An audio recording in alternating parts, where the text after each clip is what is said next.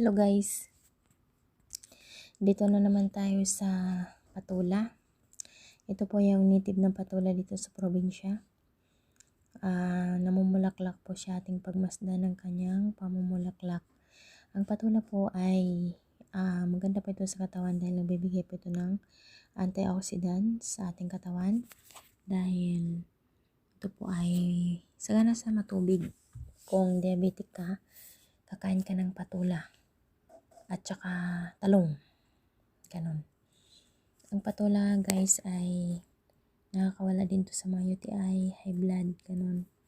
Kaya padamihin natin kasi malaking tulong ito sa atin. Especially ito ay native, hindi po siya yung binibili.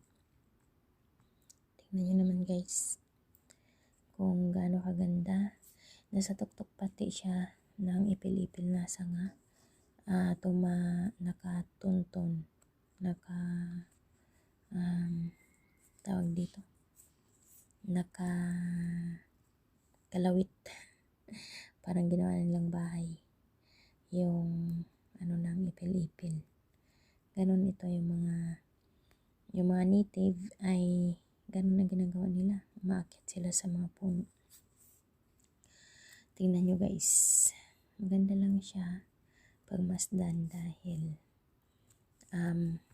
siya, tawag doon, kulay dilaw.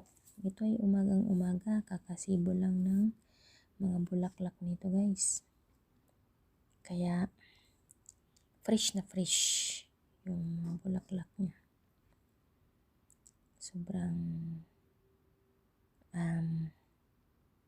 nakakaaliw lang siya tingnan. Basta pag may mga tanim sa inyong kapaligiran, maganda po yun. Thank you.